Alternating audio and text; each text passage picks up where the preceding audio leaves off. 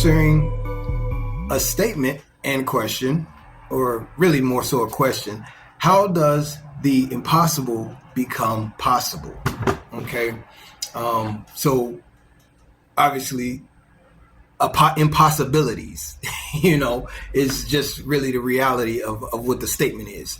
But we're going to be dealing with this from a natural and spiritual standpoint. So, in our world today, we actually have many things that seem impossible to accomplish. Whether it's, working your way through school, whether you're trying to get through different situations that you are going through, whether physically, mentally, emotionally, spiritually, financially. There's many different scenarios that could go on within those categories. And sometimes we face a combination of two or more, right? So it makes life seem impossible sometimes. Like there's nothing good that's going to come from this, or that I'm not going to get through this, or I'm not going to accomplish this, or I'm not going to achieve that.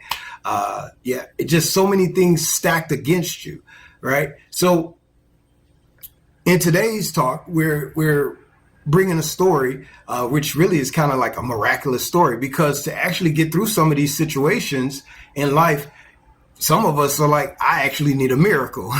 So we're going to be coming from the book of Joshua, chapter 6. And some people, well, actually, it's a very popular story, but some people don't even know about this one. And so Joshua was actually Moses' successor, right? And so we know, if anything, about Moses, that he had a lot of miracles happening in the process of delivering people from bondage. So Joshua is actually charged with taking them into a promised land.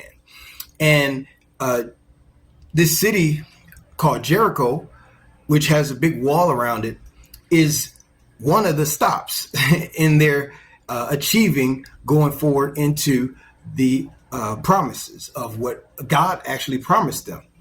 And so in this story, Joshua is given strategy, and this strategy is given from God, and to how to go and approach this situation that he was faced with, he and the people were faced with, being that this was a situation that was of the impossible. And so we see basically that he is told to have the people, the priests and the people, go around the walls for 6 days, one time each day. And then on the seventh day to go around the city 7 times and then blow the trumpets. And so they did this, and the walls fell. The impossible happened, and they were able to go and to take over the city. Now, one thing you must know about the Old Testament is that it was very gruesome. There was a lot of war and violence, okay? And people who were God's enemy or who were sinners, they were dealt with harshly. And it didn't matter if it was men, women, everything. Even the animals were in the line of fire, if you will. And so the New Testament, for those who kind of like that kind of stuff, the unrighteous getting justly dealt with, the New Testament, Jesus changed that. So now our battle is more in the spiritual aspect. So we don't have physical enemies, people, right? So we can't just go around just destroying people because they don't believe like we believe. That's just a little notation for us, those of us who are church and spiritual. We can't just go and beating down people, right? But the thing is that they were able to go in and possess this land because they accomplished 3 things that we're going to take as a point of reference on how we can see the impossible happen in our lives. And number 1 is to get strategy. Now, their strategy came directly from God. And so and there's people who don't believe in God and, totally respect you and everything like that, and don't force and endorse or make you to pursue that path.